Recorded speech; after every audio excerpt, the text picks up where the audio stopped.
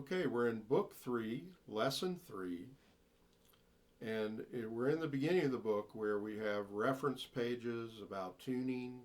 So we did 2 sessions on tuning checks, and now we're doing this one is the 24 left-hand finger patterns. We've already had these in the second book, and I introduced them as 4 different lessons, starting with the first finger, the second finger, the ones with the third finger, 6 of each. And here we're going to be at the 7th fret, and we're going to play them 4 times each. So this is going to take a while to get through. And I'm going to put the metronome at 60, which might be a little bit of a challenge to some of you, but it's not really slow and it's not too fast. It's about medium speed. And we're going to do 2 notes per click, going to the 3rd string and back. So a total of 4 times on each exercise. And when you get back to the first string, you start the next pattern. Okay? So with the left hand, make sure that your pinky is comfortably curled. Make sure your big knuckles are kind of at fretboard level on the plane of the fretboard, as if you drew an arch out into space, and your knuckle is the end of the arch. And make sure your first finger is not too tight. If you tighten up, it tends to just really mess up the balance of the 4 fingers to 4 frets. Now we're at the 7th fret where it's easy to do. Down at the 1st fret, it's quite a bit of a stretch. Let's not worry about doing that right now. So we're at the 7th fret, and just get a nice balance.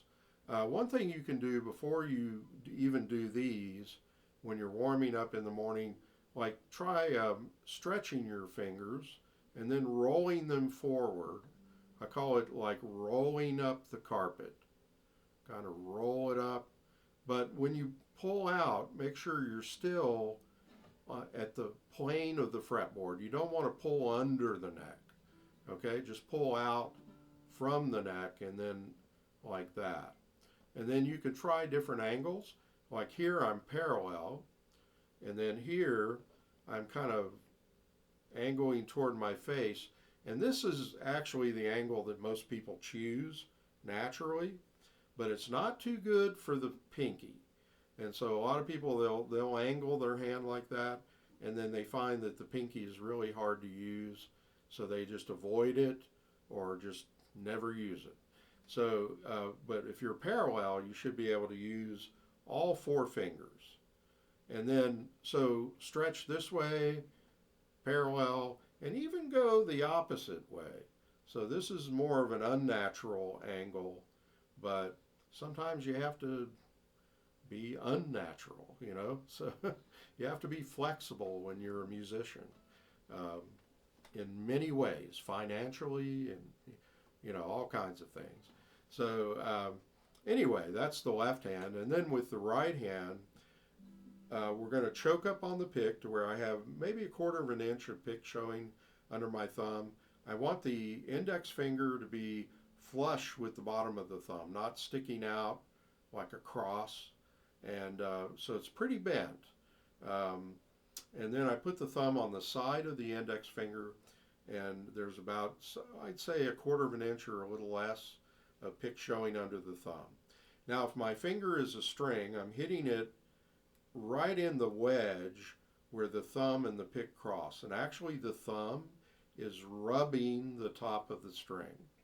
And then on the upstroke, I'm going to hit the back wedge, and there, it's kind of the same thing, but on the opposite side of the point of the pick, hitting the back edge and the wedge. And so a front wedge on the downstroke, a back wedge on the upstroke, and my thumb is still rubbing the string on the upstroke a little bit.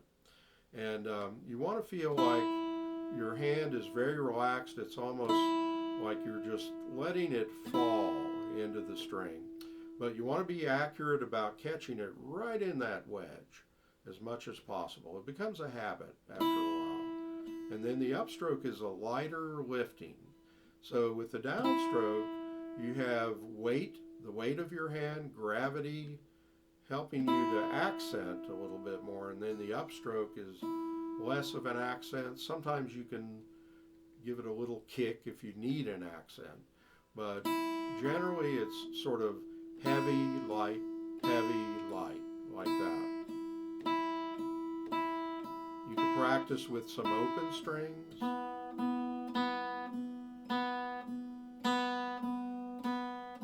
And if you get it right, you should on your downstroke get a nice, almost like a popping sound, but with a nice tone, a nice round tone.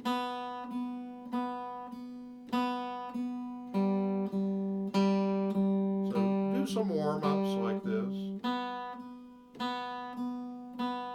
And I'm going to go ahead and jump into it. 24 patterns with the metronome at 60. And hopefully I won't make any mistakes. If I do, try to stay along with me. If I skip a note or something like that, hopefully I won't, but you never know. So it's a lot of exercises. Good workout. These are good for finger dexterity, just a basic warm-up, okay? 1 and 2 and 3 and 4 and 1, 2, 3, 4. 1, 2, 3, 4. 1, 2, 3, 4.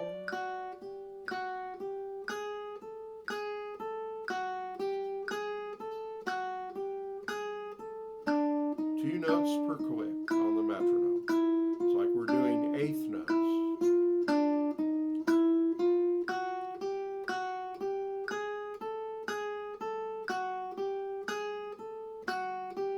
I can't think of when I've had more fun.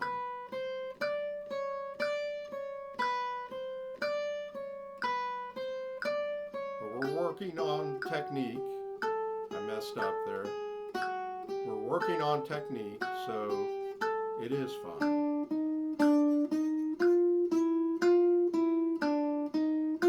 Keeps us out of trouble.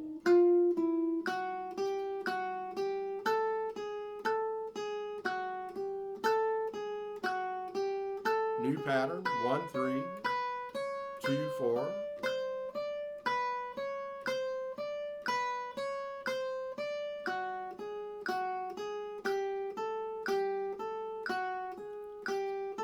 Some people call these the Twilight Zone exercises. If you've ever seen that TV show from the 60s, heard the guitar part, you'll know what I'm talking about. 1, 3, 2, 4. 1, 3, 4, 2.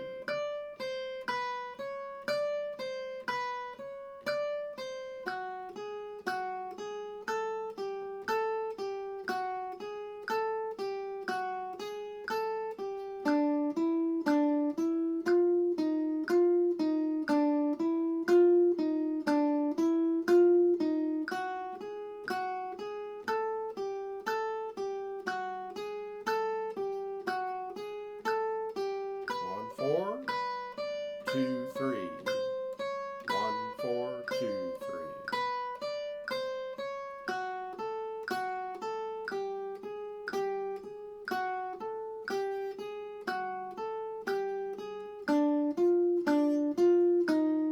It's good to practice these in front of a mirror, and it's not cheating to look at your left hand. Make sure you're doing it right. 1, 4, 3, 2, 3, 2. Kind of flubbed a note there, sorry. Just stay with me.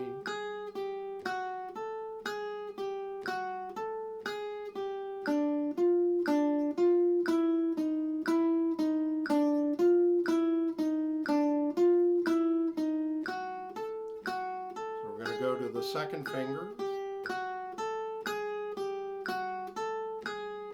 2, 1, 3, 4. 2, 1, 3, 4.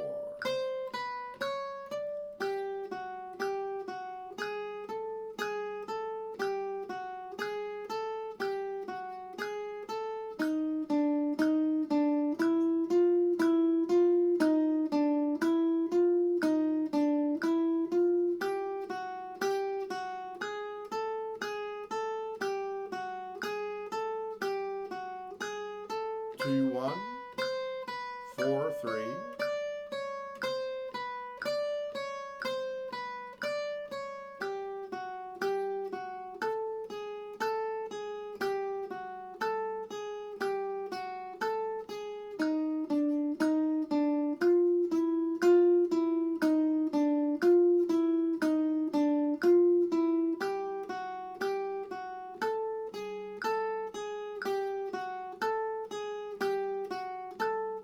2, 3, 1, 4.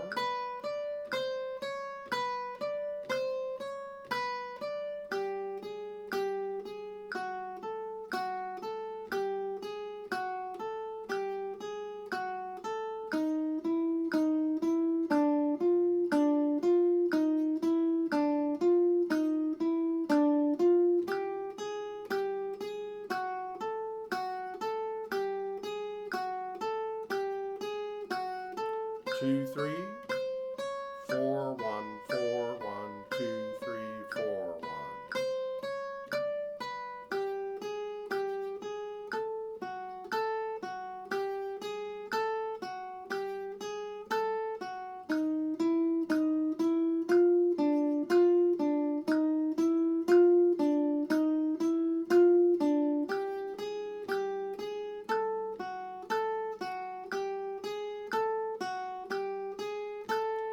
2, 4, 1, 3.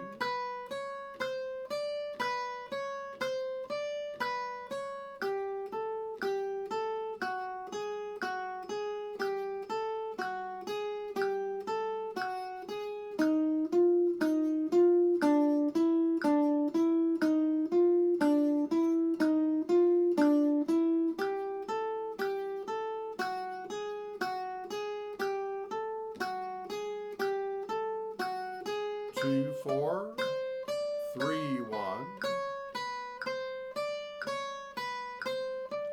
Always play right up to the frets. Make sure that each finger is hugging right up to the frets.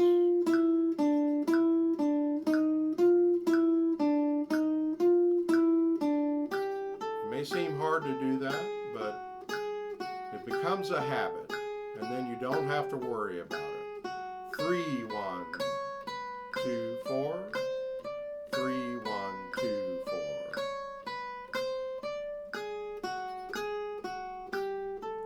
We're halfway through.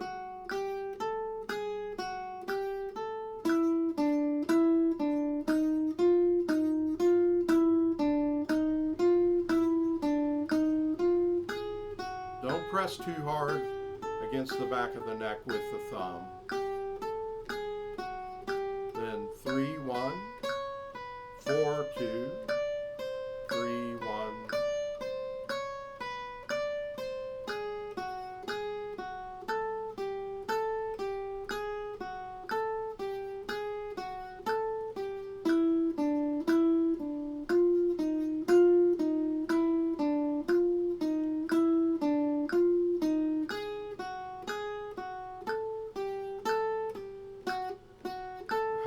'Messed up.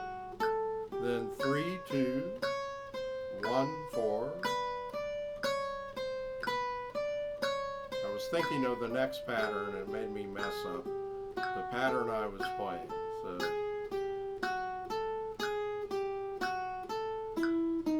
I have an excuse for everything.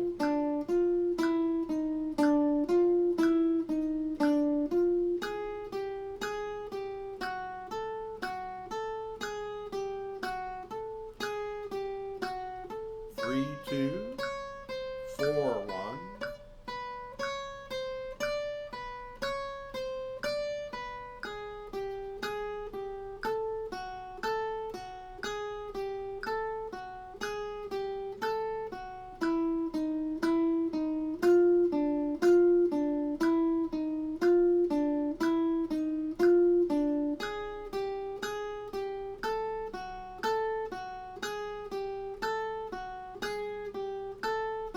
3, 4, 3, 4, 1, 2.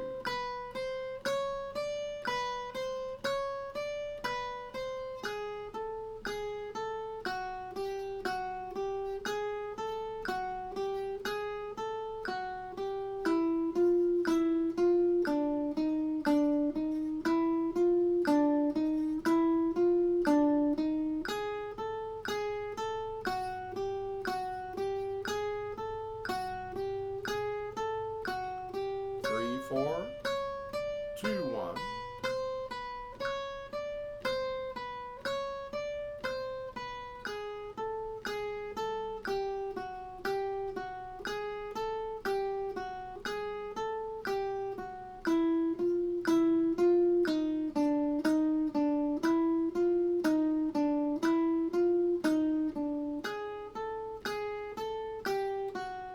6 more patterns to go. We're 3/4 of the way through. 4, 1, 2, 3. 4, 1, 2, 3. Sorry.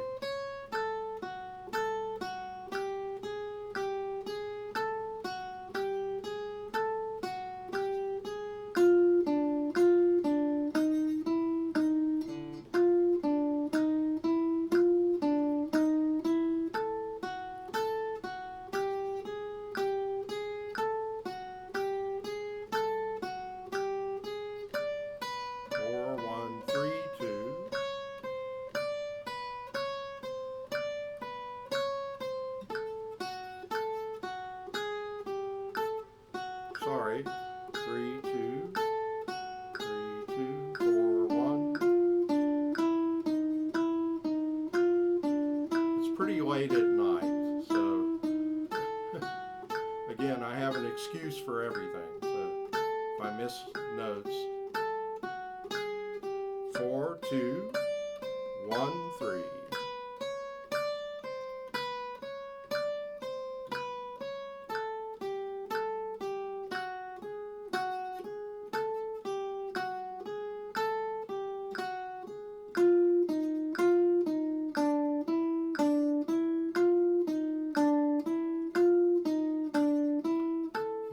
Pain, sorry,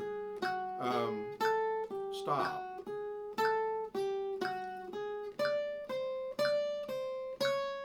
Three, 1, 4, 2, 3, 1. Build up your endurance gradually. You don't want to damage your hand. 4, 2, 3, 1.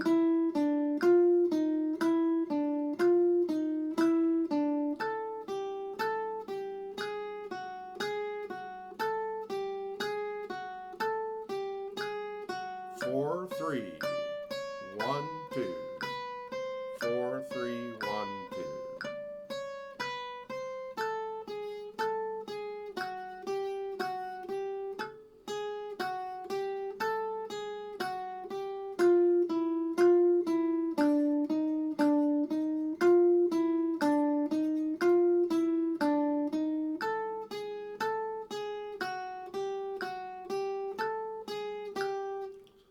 Sorry, I was going to talk. Now, 4, 3, 2, 1, the last pattern.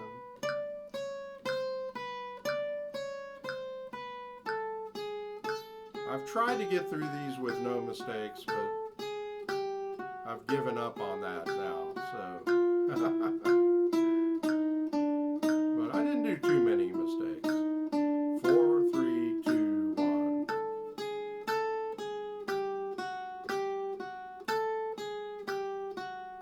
There we go. All right. So that's a good workout. Now, later on, I might do these again with slurs, and that's hammer-ons and pull-offs. Like you can do, let me turn that off. You can do like a hammer, like 1, 2, 1, 2, and then a pull-off, 1, 2, 4, 3, or 1, 3, 2, 4. And it's a really good workout for doing all kinds of different combinations of hammer-ons and pull-offs. Other things you can do with these patterns, like there's a book, it's not a real thick book, but a whole book on doing different things with these patterns. And like if you look at the positions, with the pinky at the 12th fret, that would be 9th fret position, and then you go to the 5th fret position, and then the 1st fret. And you can do, say if I'm doing 1, 2, 4, 3, I can work on shifting, and then to the 1st fret. Sorry, it's hard to talk and do these.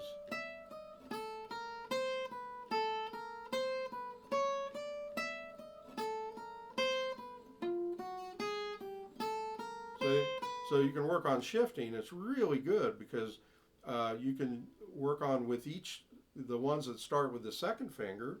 Now you're shifting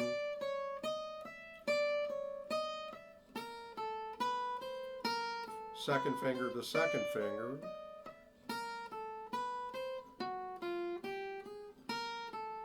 Or third finger. I'm sorry. Oops, let's see, yeah.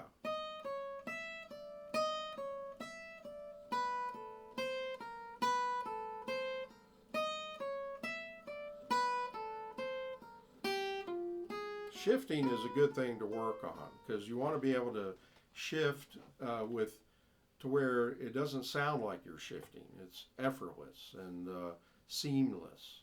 You know, you don't want to hear like when you shift. You don't want to hear flub notes or cut off notes.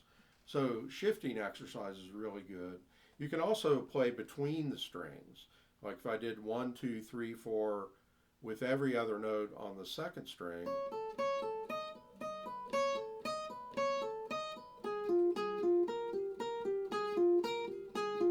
or I could even skip a string.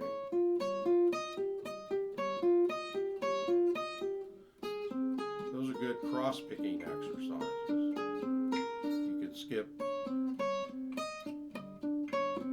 first to the fourth string, or even first to the sixth string. That I don't know if I would do that, but all kinds of things you can do with these patterns, and it's just a very thorough workout no matter what you do. I mean, you could do them all day long and never practice anything else, and you'd get really good with all this finger dexterity, but you might not even be able to play a song. So that's something to look forward to, right? I'm just kidding. So anyway, if you enjoyed this, please like this video and subscribe, and like my Facebook page, John Hedger Guitar Studio. I'll see you in the next one. All right.